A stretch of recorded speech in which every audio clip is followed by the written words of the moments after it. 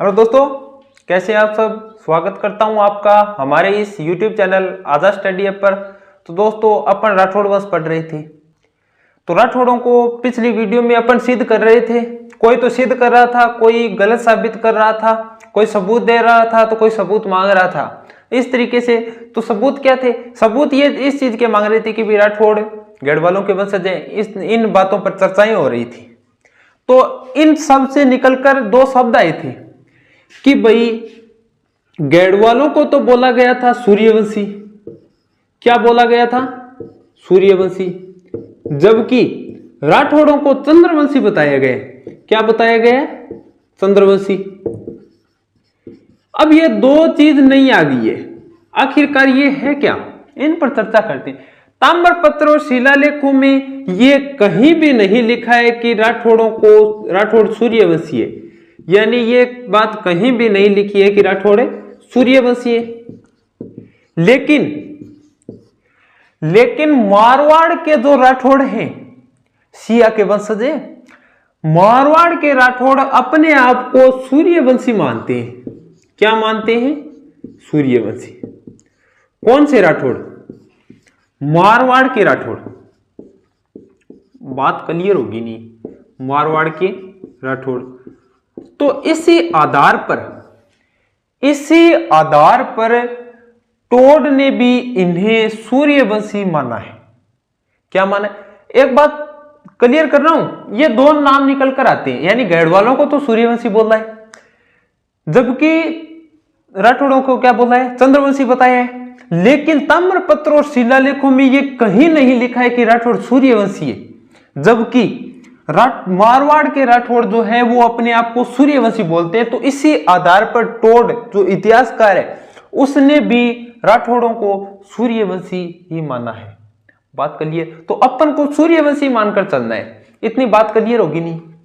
Clear होगी नहीं? अब अपन सिया के बारे में पढ़ते हैं, जिसने मारवाड़ के राठौड़ों की स्थापना की।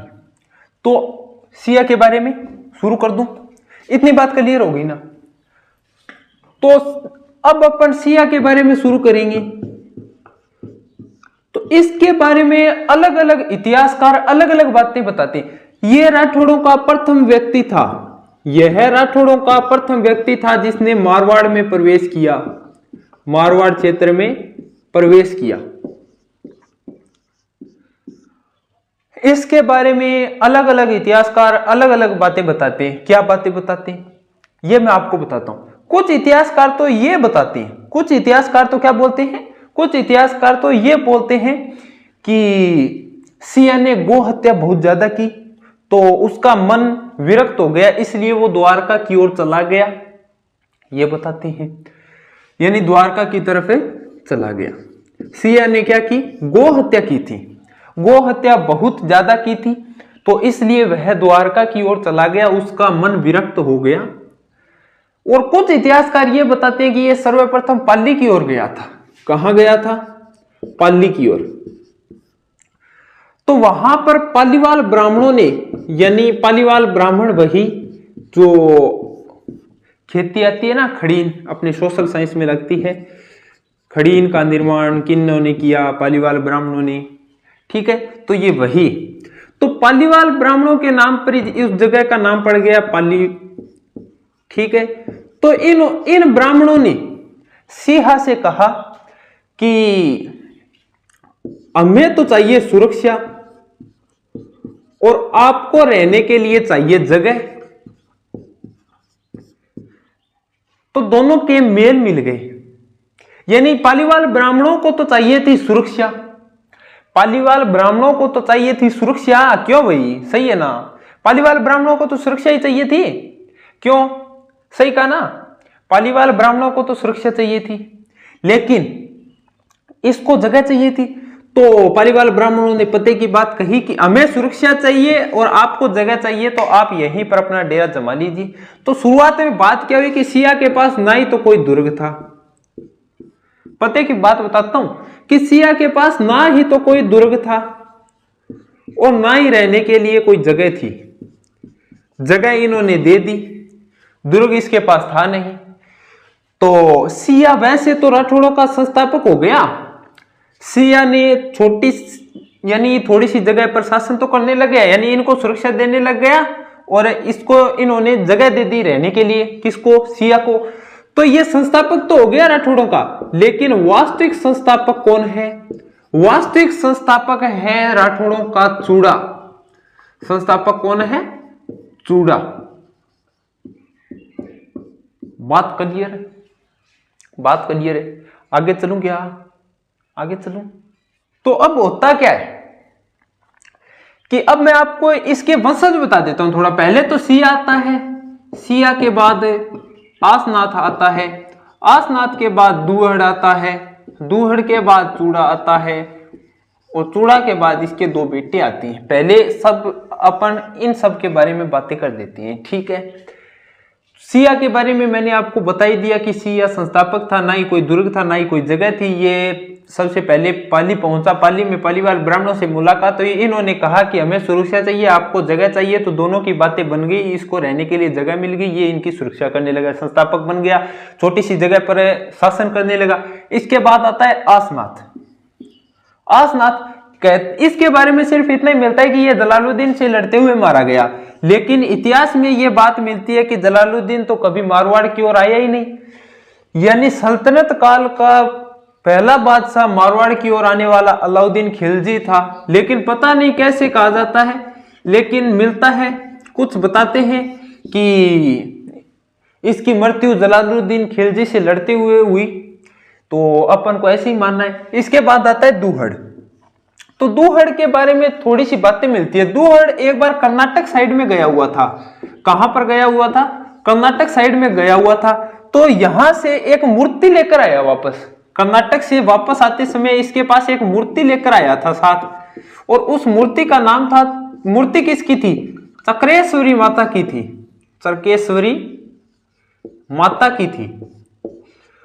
तो ये आते वक्त बाड़मेर में एक जगह पड़ती है, बाड़मेर में एक जगह पड़ती है, कौन सी? नगाना। नगाना जगह पड़ती है। तो इस नगाना में इस माता की मूर्ति को स्थापित कर दिया, और बाद में माना जाता है कि इस नगाना के नाम पर माता का नाम पड़ गया नागणेची। क्या पड़ गया? नागणेची। बात क्लियर होगी? दूहड़ कर्नाटक साइड में गया हुआ था, कर्नाटक से एक मूर्ति लाया। क्या लाया? कर्नाटक से एक मूर्ति लाया था भाई।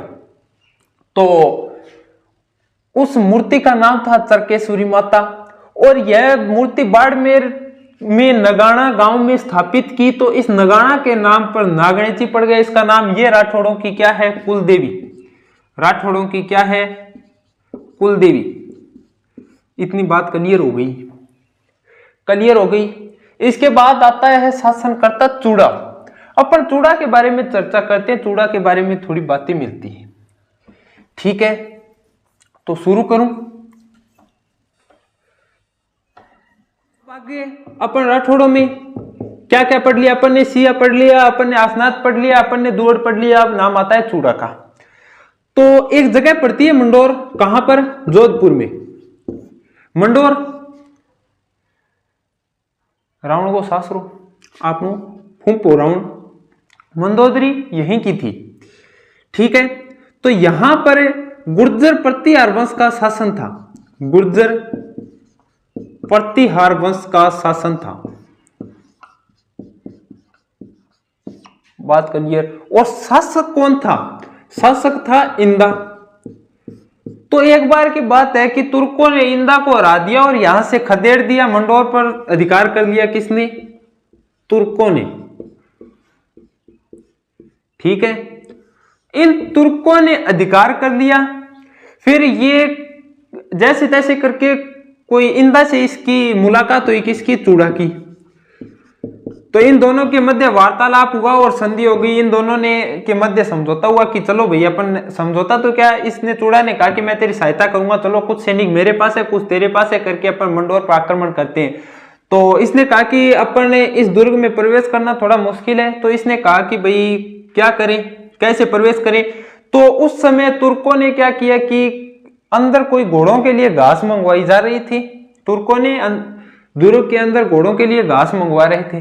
तो चूड़ा ने कहा कि अपन इस घास में छुपकर अंदर चले जाते हैं। तो चूड़ा और इंदा अपने कुछ सैनिकों के साथ घास में छिपकर अंदर चले गए और अंदर जाने के बाद यहाँ पर आक्रमण कर दिया। आक्रमण करके इस मंडोर को वापस जीत लिया। अब क्या होता है कि अब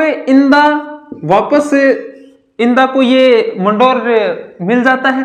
तो इंदा अपनी गद्दी पर बैठ जाता है। इंदा गद्दी पर बैठने के बाद अपनी पुत्री का विवाह किसके साथ कर देता है? चूड़ा के साथ। और चूड़ा को दहेज में ये मंडोर दे देता है, दहेज में मंडोर दे देता है। तो अब राठौड़ों के पास छोटा सा दुर्ग आ गया। राठौड़ देखो, एक बात देखो, सिया के बाद कौन आया? आसनाथ आया। आसनाथ के बाद कौन आया? दूहड़ आया। और दूहड़ के बाद कौन? चूड़ा। तो यहां तक तो किसी के पास दुर्ग ही नहीं था। अब छोटा सा दुर्ग आया है, रियासत बन चुकी है। तो इसको क्या माना जाता है? वास्तविक। भाई दुर्ग आ गया इसके पास है। राठौड़ों का वास्तविक संस्थापक किसको माना जाता है? चूड़ा को। और वैसे स्थापना किसने की? संस्थापक कौन है? सिया। सीधा संस्थापक कौन है? सिया। और वास्तविक संस्थापक कौन है राठौड़ों का? चूड़ा। बात क्लियर? आगे चलूं। अब आगे यानी इतिहासकार बताते हैं कि सामंत प्रथा की शुरुआत किसने की? चूड़ा ने। राठौड़ों में सामंत प्रथा की शुरुआत किसने की? चूड़ा ने। ठीक है। लेकिन डॉक्टर ओझा ये बात बताता है कि सामंत प्रथा की शुरुआत चूड़ा ने नहीं बल्कि जोधा ने की थी। राव जोधा ने। तो भाई ये बात क्यों बताता है? ये इसलिए बताता है क्योंकि आप एक बात बताओ, सामंत कब रखेंगे? सामंत का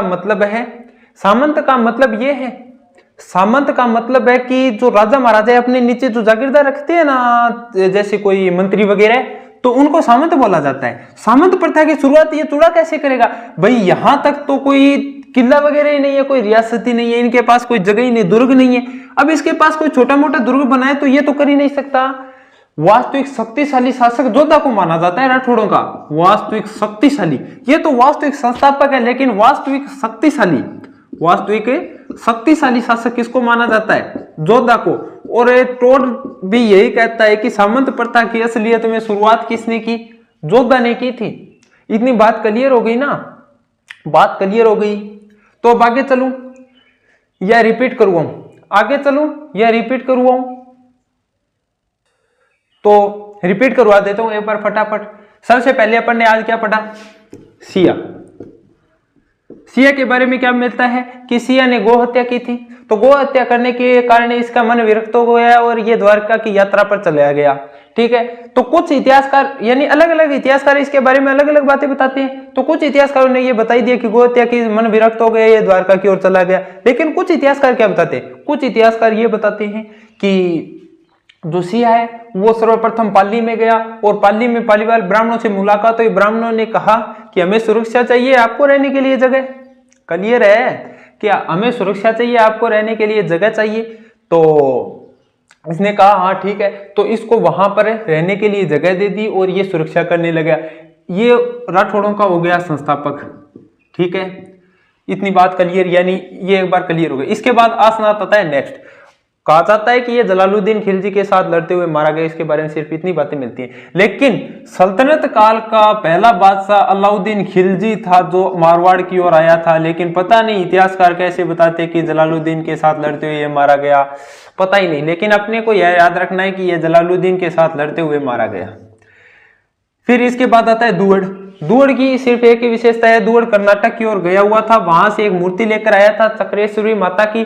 तो उस मूर्ति को बाड़मेर के नगाना गांव में स्थापित की। नगाना गांव के नाम पर उस मूर्ति का नाम पड़ गया नागणेची माता। वह है राठौड़ों की कुलदेवी। कौन है? नागणेची माता।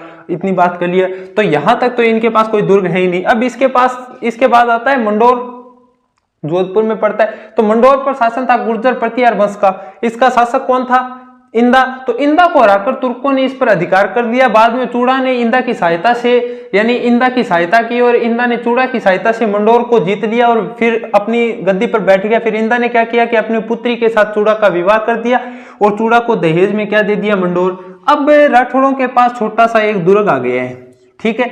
लेकिन कुछ इतिहासकार ये बताते हैं साथ ही साथ कि चूड़ा ने सामंत प्रथा की शुरुआत की, लेकिन डॉक्टर ओझा ये कहता है कि वास्तविकता में चूड़ा ने यानी सामंत प्रथा की शुरुआत नहीं की। शुरुआत ये कर ही नहीं सकता, क्योंकि अभी तक तो अभी इसके पास दुर्ग आए हैं, रियासत बनी है, लेकिन वास्तविक शक्तिशाली जो शासक है वो जोधा है। तो जोधा ने सामंत प्रथा की शुरुआत की थी, ये तो वास्तविक संस्थापक है भाई, दुर्ग आ गया है साथ में। तो इतनी बातें आपको याद होगी, दोस्तों। आज की वीडियो में इतना ही, मिलते हैं नेक्स्ट वीडियो में। धन्यवाद।